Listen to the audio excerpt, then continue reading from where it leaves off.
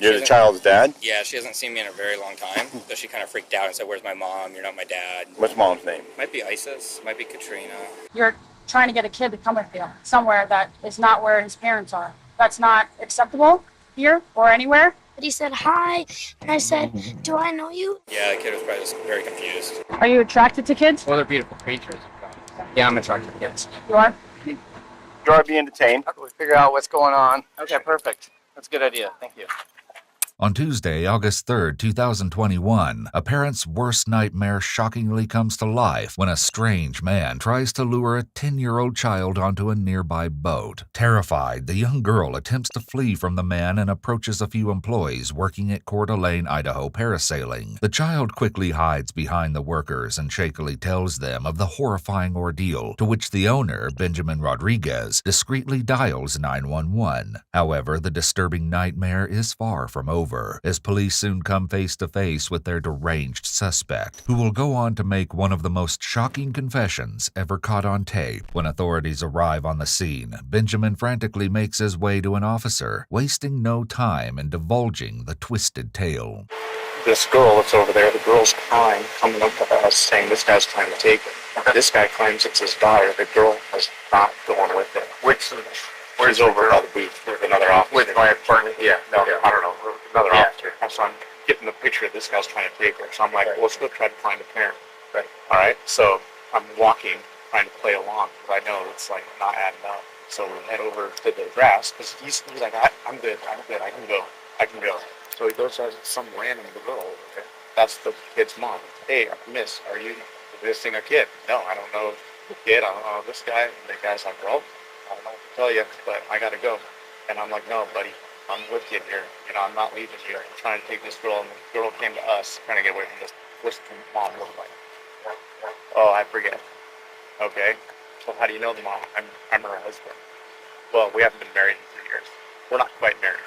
We're not actually going to get married, but we might. And it's like this freaking loose ends, man. Officers quickly learn that the man in question is 42-year-old John Marshall Randolph. As they approach their suspect, it's blatantly clear that absolutely nothing is adding up. However, their questions will be answered soon enough. How did you come across the child? You said she was down there by the parasail, right?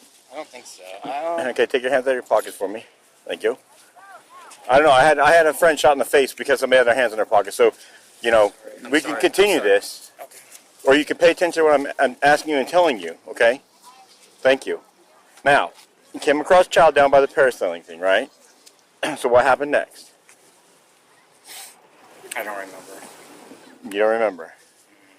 Okay, have you been drinking today? No. You took her, or you brought her to somebody. I didn't bring her. She was running down by herself. Right down by herself, okay. Yeah, and we came up here and she was down in the docks still, I thought. I thought she was still in the docks, but I don't know. He says that she's not. Where did you see her? I'm going to be able to mail it to us. Parking lot by the beach. Came up to us.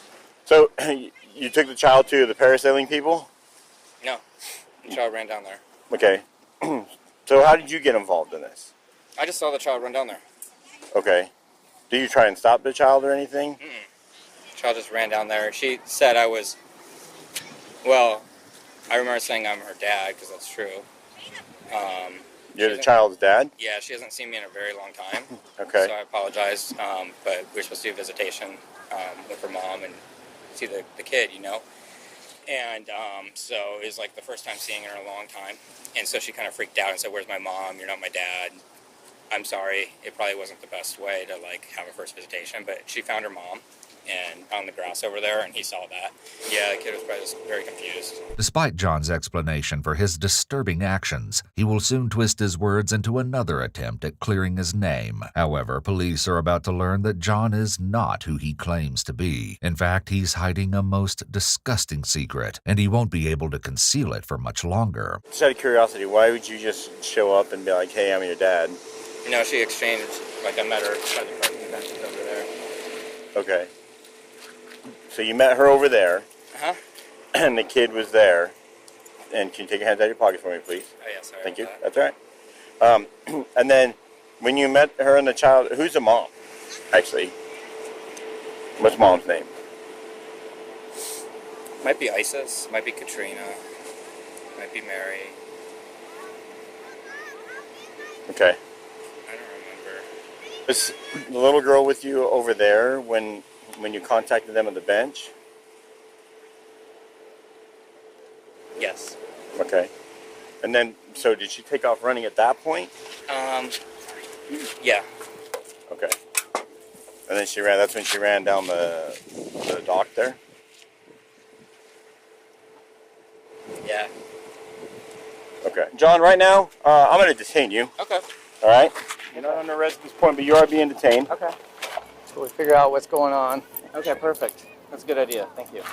John is oddly chipper for being detained, and his strange demeanor makes for an all the more disturbing investigation. However, this would only be amplified when police have a chance to speak with the victim, who turns out to actually be a 10-year-old boy, despite what John claims. It's heartbreaking to hear the child relive the traumatic experience. Basically, he was over there and I was jumping off the dock and getting back on, and he was talking to my brother, and I don't know what they were saying, but he said hi, and I said, do I know you? And he said something about me growing super fast.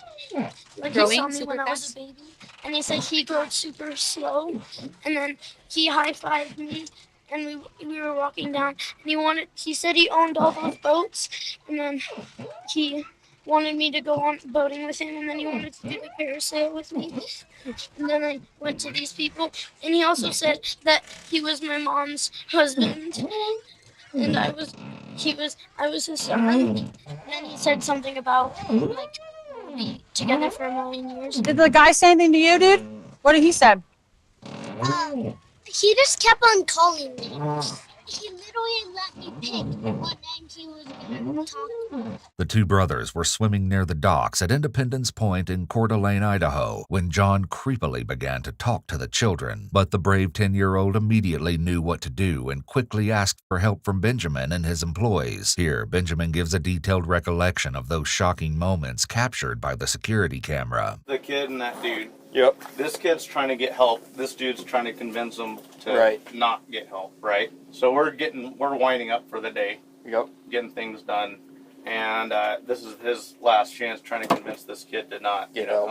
Here comes the kid, comes over here, and they're like, hey, do you have any questions? Thinking they're, Parasol customers or something. And this kid's now crying, and he comes over to me, and he's like, behind him. He said, that's not my dad. And yes, I'm his dad. He just got up from a nap.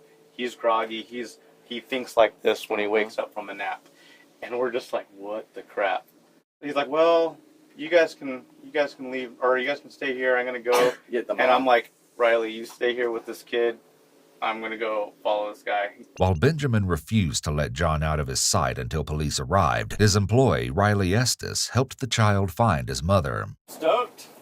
I hope that guy was like, I hope they get a lot of dirt on him. To get that creeper out of here, man. As the sickening investigation continues, we'll learn that John does in fact have a bit of dirt on him, so to speak. However, in no way does it compare to his upcoming confession that will stop authorities dead in their tracks. Back at the police vehicle, John tells an officer that he works close by, but authorities could have never guessed the suspect's profession. Where's your office at? In that building? The diamond building over there, the 250 Okay. north or whatever. What office? What is it? I'm a lawyer. Lawyer? Yeah. Okay. How long you been there at that office? A little over a year. Over a year. I moved in June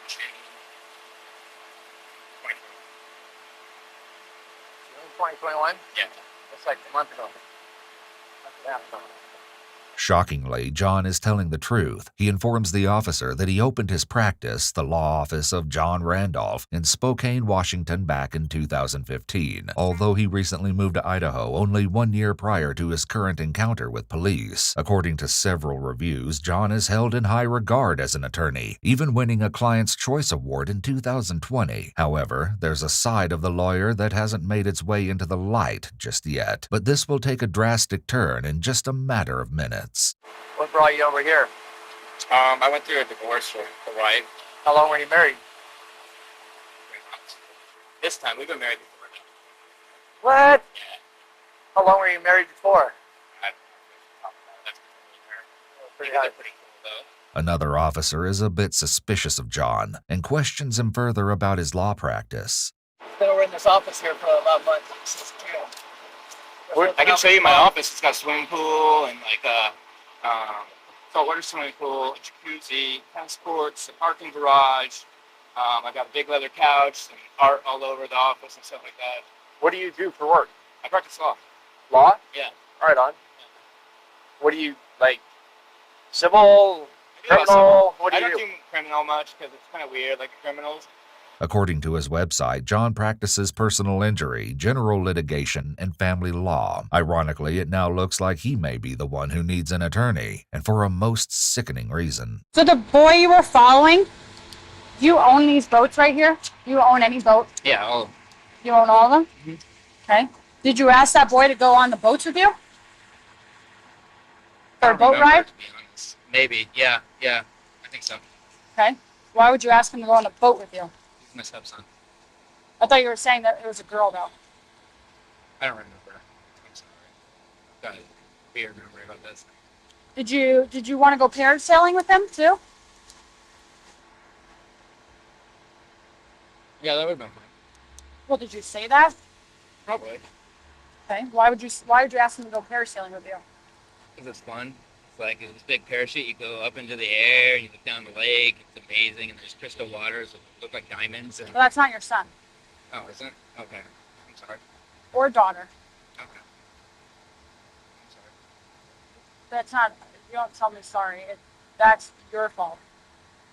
You're trying to get a kid to come with you somewhere that is not where his parents are. That's not acceptable here or anywhere. You were guys like talking and calling him Charlie. Do you even have a stepson? Have you ever been diagnosed with any mental illness? Yeah. What were you diagnosed with? Bipolar. Bipolar. You take any medications for that? Not currently. Are you supposed to be taking any medications? No, my doctor. Apparently, John is allegedly hiding a rather tumultuous past. A woman who would like to remain anonymous asserts that the suspect is a ticking time bomb. You don't know when he's going to relapse. Just wait until he unveils his most sick and twisted confession. Do you come down here often? Yeah.